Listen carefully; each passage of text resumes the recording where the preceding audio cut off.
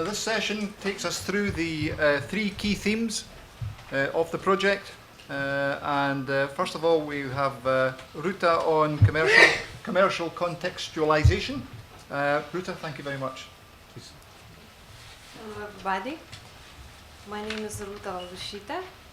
I'm a director of Design Center of Kaunas University of Technology that was founded less than a year ago in order to play a role of interdisciplinary connector between different Kaunas University of Technology departments and their activities in education, research and other projects. And here I am to represent Kaunas University of Technology Regional Science Park, and we will talk about commercial... can I have a switcher?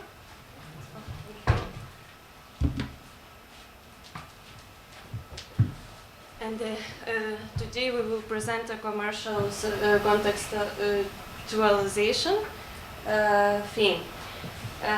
It was called in the theme of this project. It was called Work Group 1, as already we have heard in the presentation of the project. And it covers the role that commercial activities can play in seeding and developing and supporting examples of successful cluster operation. It is formally all the activities that can be made by an incubator by renting additional workplaces to not only for startups in lower prices, but for other SMEs or bigger businesses to cover the low prices for startups. And as well as integrating different other services that incubator can provide and have better income. So one of the examples that was defined in the project is renting workspaces to non-startup tenants, and in this order to create cross-subsidy.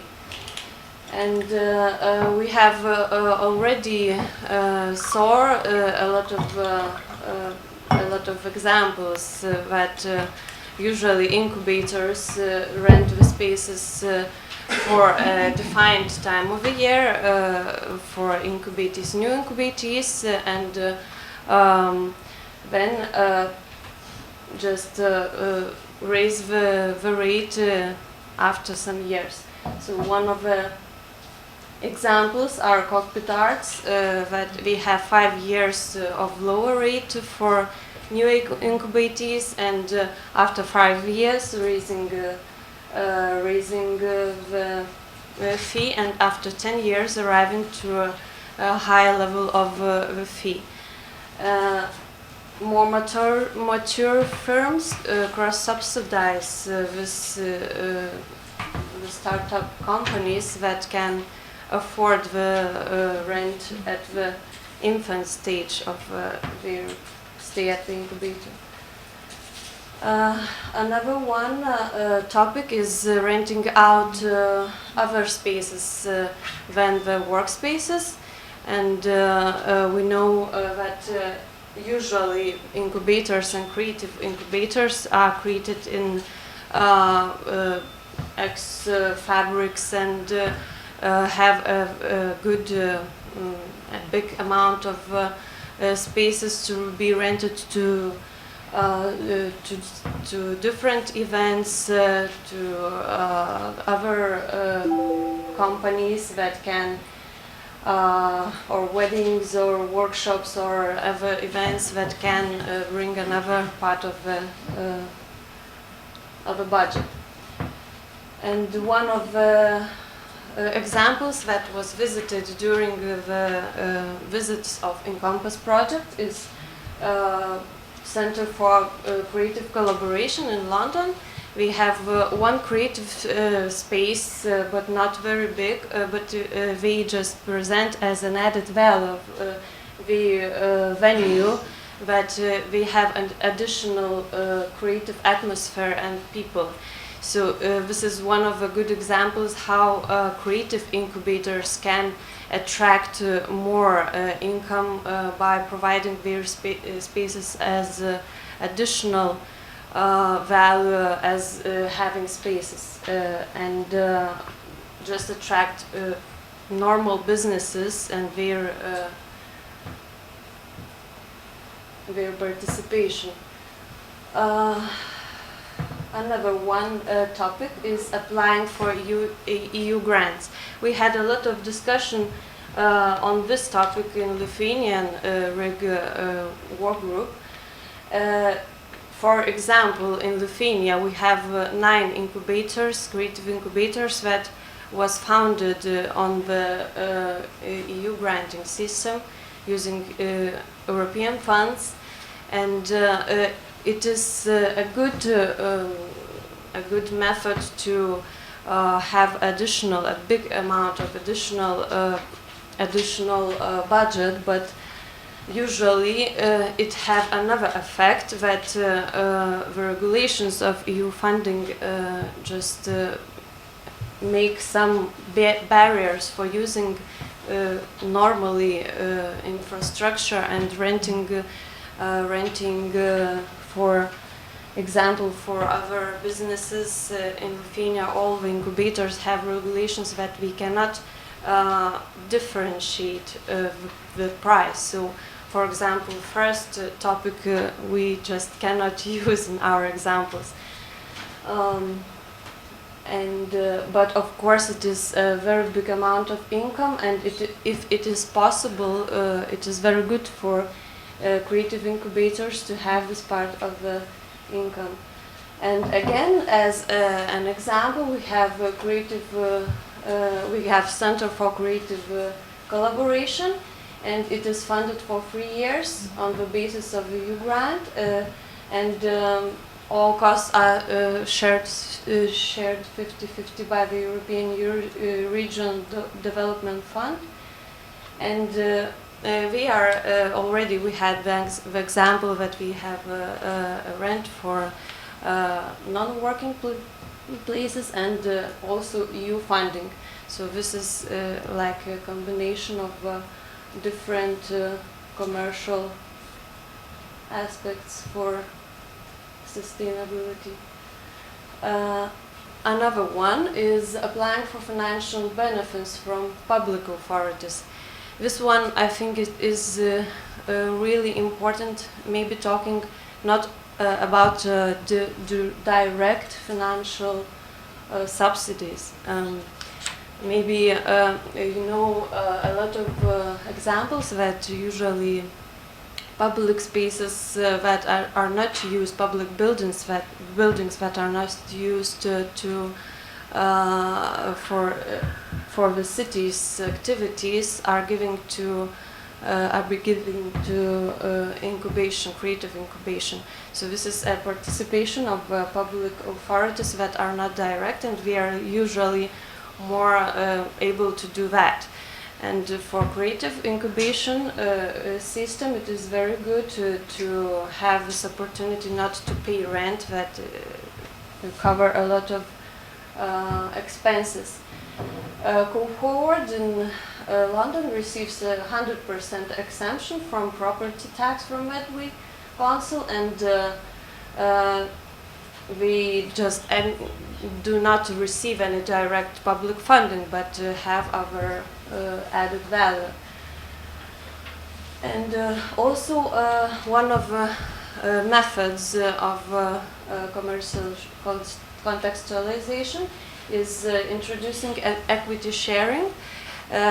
This example shows that it is possible for creative incubators to have to take shares in SMEs and in startup companies, and to share the equities.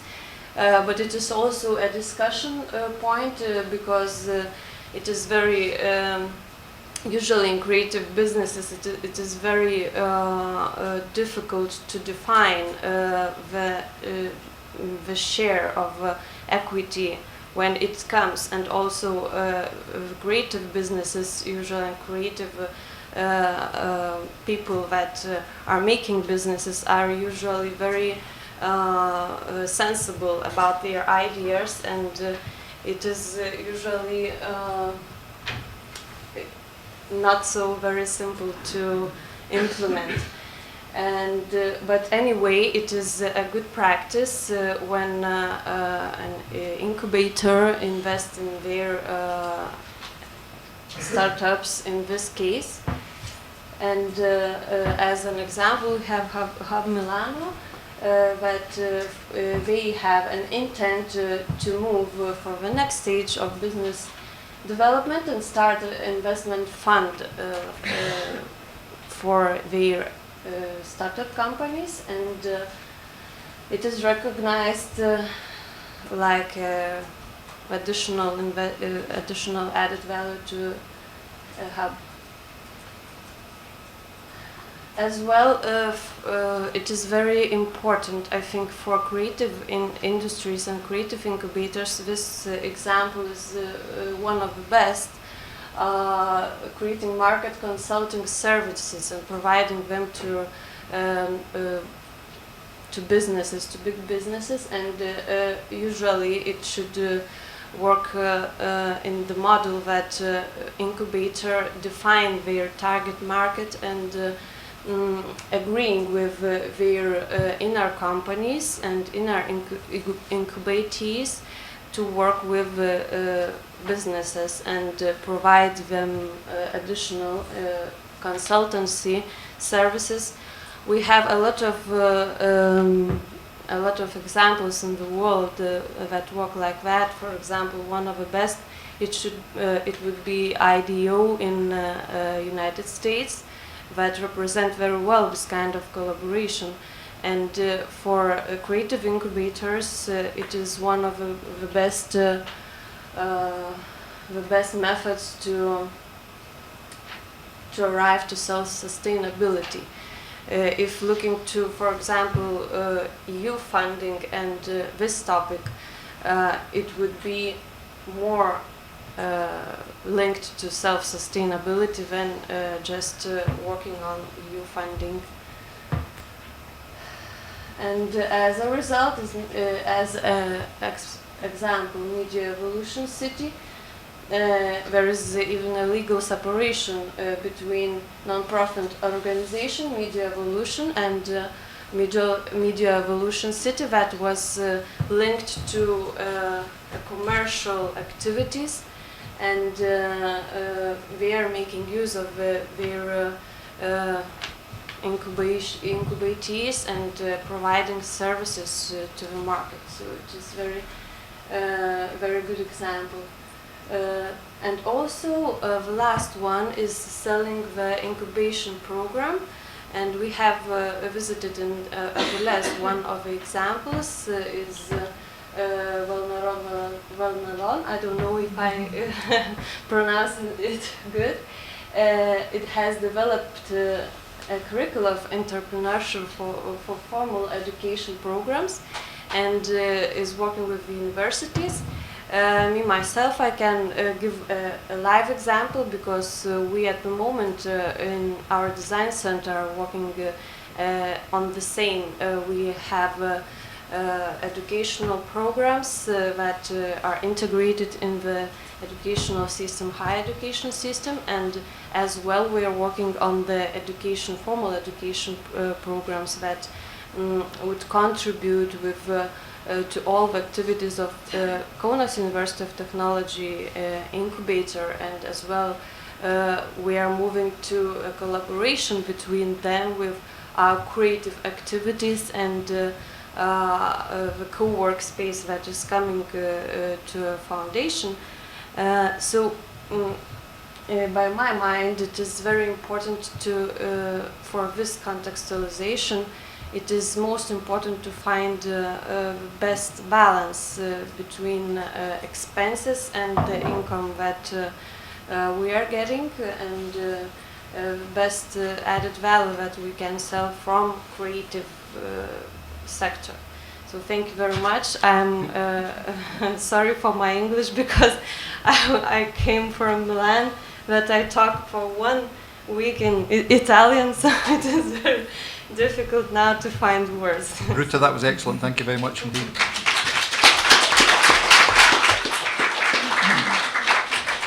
I had here also the graphic for transferable or long-term income, manageable risk. We have these indicators.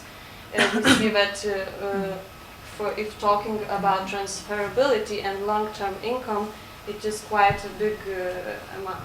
Thank you, Ruta. Thank you very much.